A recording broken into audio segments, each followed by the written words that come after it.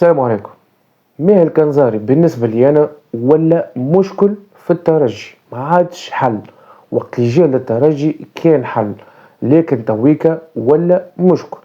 كي نخرجوا للترجي والماتشات اللي قاعدة تلعب فيهم، وشوفوا مباراة الاتحاد المونستيري، وشوفوا مقابلات ربيع الأبطال الإفريقية، ونشوفوا المانيير دو جو متاع الترجي، نقولوا انه المدرب خلينا نقولوا فلتت عليه سيء، والا ليفيكتيف كبر عليه، والا المدرب هذاك اش عنده تلك حدود الله، ما فماش يعني نقاش كبير فيها الحكايه هذه.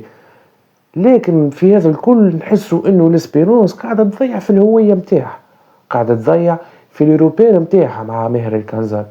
مانيش نقول راهو ماهر الكنزاري هو المتسبب الوحيد في الشيء اللي قاعده صاير في الترجي التونسي.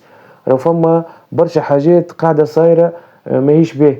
راهو لازم اللاعبين زاد يتحملوا مسؤوليتهم، زاد راهم يلعبوا في الترجي التونسي، فريق كبير يلعب على يعني استحقاقات كبيره، وكل عام الفريق مطالب انه باش يهز تتروات.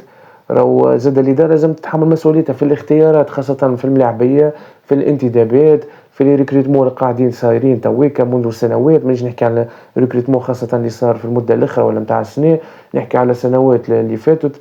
اختيارات كانت غالطة، انتدابات كانت عشوائية مش يعني مدروسة برشا. ملاعب يبرز في البطولة الترجي تجيبه، وهذه أكبر غلطة قاعدة صايرة في الترجي الرياضي التونسي منذ سنوات. خاطر الترجي في المده الاخيره تدبر ملاعبيه على الياس عرعار، نحكيو على حمزه رفيعه، نحكيو على يوسف المساكني، نحكيو على سوزو، نحكيو زاده على اخر المنتدبين في الترجي التونسي، معز الحاج علي متوسط ميدان الاتحاد المنستيري، اللي الملاعب هذايا خلينا نقولوا انه كان بارز في الاتحاد المنستيري. ولهنا سؤال: هل الملاعب هذا باش يكمل البروز نتاعو في الترجي، والا باش يصير له كيما برشا ملاعبيه كانوا نجوم في فريقهم جاو للترجي عطاو زوز ثلاثة ماتشوات، لكن بعد اختفوا ما لقيناهمش؟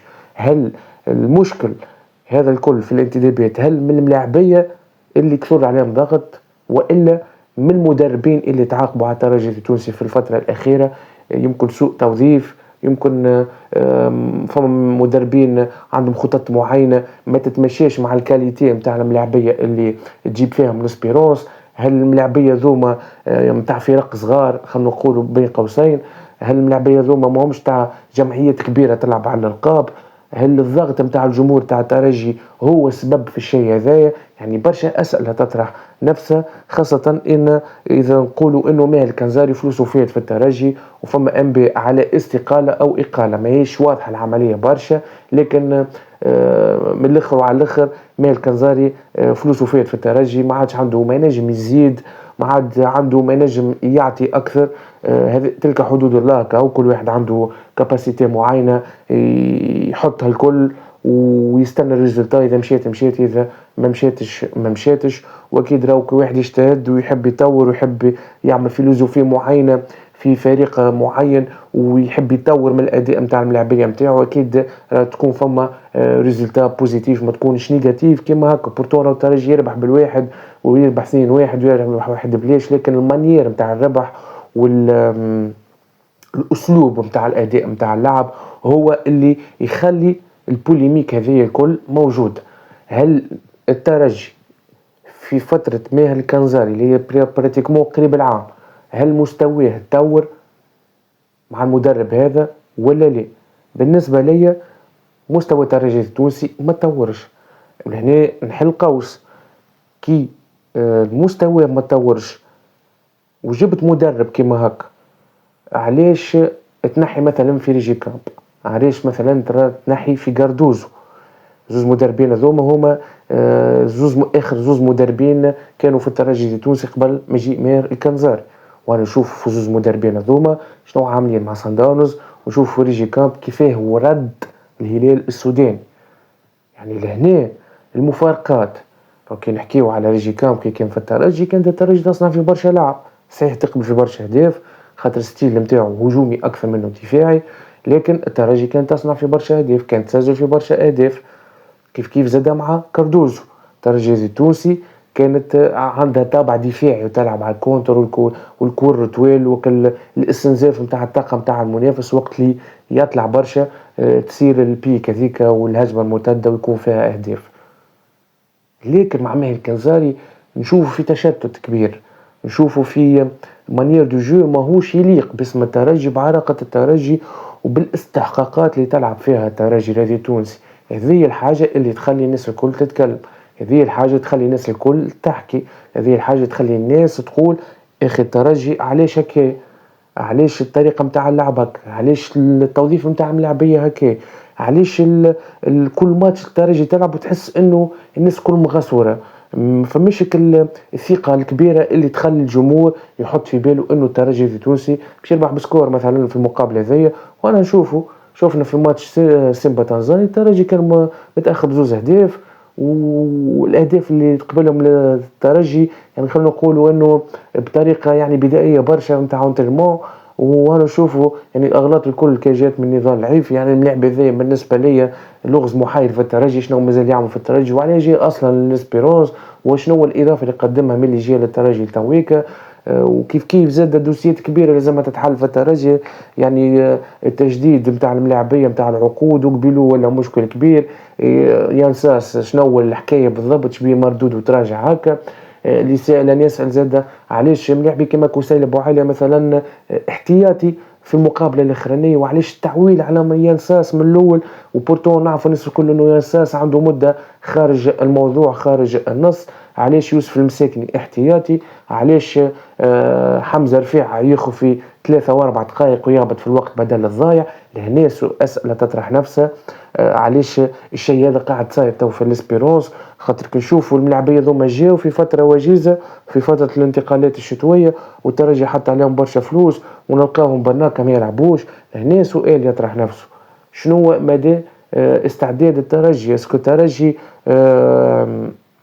بالشيء ذا وبالفلوس اللي حطتها، ومانيش باش نحكي يعني على الانتدابات اللي صارت قبل والانتدابات الفاشل، الفلوس اللي تصرفت بالملايين وبالمليارات وفي الاخر طلعت انتدابات يعني كلها بدورو ما تجي حتى شيء وما ساعدتش الترجي جمله في حتى حاجه. وديما نقول راهو هدف الترجي الاولاني هو ربية الابطال الافريقيه، لكن الشيء هذايا بالمانيير دو جو هذايا وشفنا طرح سيمبا كيفاه الترجي رجعت في اللعبه وكيفاش جاتها يعني الفرصه الذهبيه خلينا نقولوا نتاع ضربه الجزاء ضيعها حمزه الجلاسي. وعلاش الجلاسي بالذات شاط، علاش مش كوسيله شاط، علاش مش يوسف المساكني شاط، علاش مش ملاعبي هجومي شاط، علاش كان حمزه الجلاسي شاط البلانتي هذيك؟ يعني لهنا اسئله تطرح نفسها. يعني راهو في الربح نقولوا المجموعه ذاك هو المعروف ومتداول، وفي الخساره نقولوا مدرب. لكن هذا الكل راهو مانيش باش نقول الكنزاري ليه، الكنزاري جزء من الشيء هذا اللي صار. الترجي التونسي راهو ماناش نشوفوا فيه كور، ما نشوف فيه يلعب في كوره حديثه، ما نشوف فيه يتطور خاصه تطوير. راك تنحي مدرب وتجيب مدرب راك ماكش راضي على اداء المدرب السابق وماهوش قاعد الفريق يتطور. كي تجيب مدرب اخر راه باش كاينك جبت مدرب ما خير من اللي كان عندك.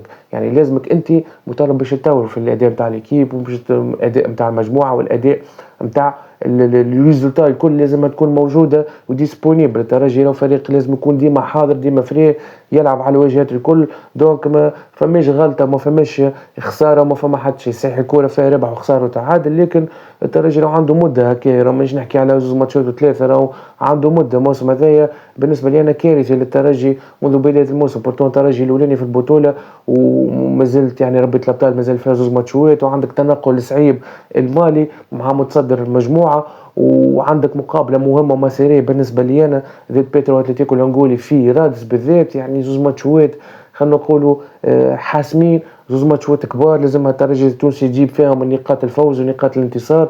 وهل الترجي عنده الامكانيات الكبيره اللي تخليه باش يربح في مالي بالذات؟ وهل المنافس في حجم التطلعات؟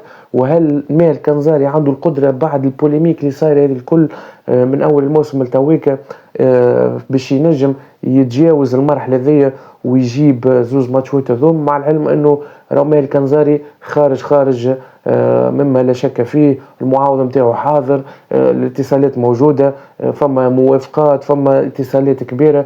بالنسبة ليا فك الجلسة صارت بعد مقابلة سيمبا روحت ليكيب، راهو فما جلسة صارت بين حمدي المدب وماهر الكنزاري ويزيد منصور وستاف تكنيك، وتقرر انه باش يكون ماهر الكنزاري خارج اسوار الترجي الرياضي التونسي بعد زوز مقابلات اللي مازالوا للترجي الرياضي التونسي. الاداره ما حبش تستعجل، زوز مقابلات شوك شو مهمين برشا. تحبش تجيب مدرب اخر في وقت كيما هكا حساس برشا، في وقت مخسور، باش تجيب مدرب باش يعرف ليكيب، باش يعني يفهم المجموعه اكثر. لكن الشيء هذا كان لازم ينجم يصير قبل كاس افريقيا، يعني كي وقت التريف هذيك نتاع الكوب دافريك لعب فيها المنتخب الوطني التونسي، كانت الترجي تنجم تجيب مدرب اخر في الشهرين هذوك يفهم برشا حاجات ويعرف برشا خلفيات ويفهم ليكيب من جوسكا زاد، ويربح الوقت خاصة وقت اللي يرجعوا اللاعبين الكل وترجع البطولة ترجع تدريبات، تكون الامور الكل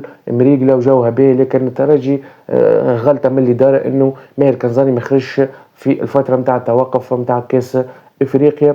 بالنسبه لي انا ماهر كنزاني ما عادش عنده ما يزيد في الترجي الرياضي التونسي كي وجوده كالعدم نتاعو، وقبلوه يعني ولا مشكل بالنسبه للترجي التونسي وقتاش باش يعاود، هل باش يعاود ولا لا، هل الشيء اللي قاعد صاير تويك في مصلحه الترجي في مصلحه اللاعب، هل الشيء هذا ينجم يشوش على ذهن الملاعبي وتفكيره، وخاصة الساقين نتاعو مازالت نجم تجاوب سيتيران 100%. نعم ملاذي حاجات راي تلعب دورها في ملاعبي فاند كونترا، ونشوف البوليميك يعني عندها مدة باش يعاود مش باش يعاود، عروض موجودة ليه، شنو هو السوم اللي عطاتها الترجي للملاعبي، وشنو هو العروض الموجودة، وهل العروض في قيمة الملاعبي، وهل كان ثم عروض بالحق. علاش الترجي التونسي ما سايبتش ملاعبي ما باعتوش اذا هي عندها فكره انه الملاعبي ماهوش باش يجدد؟ لهنا المفارقات. علاش ملاعبي كي يبرز برشا ولا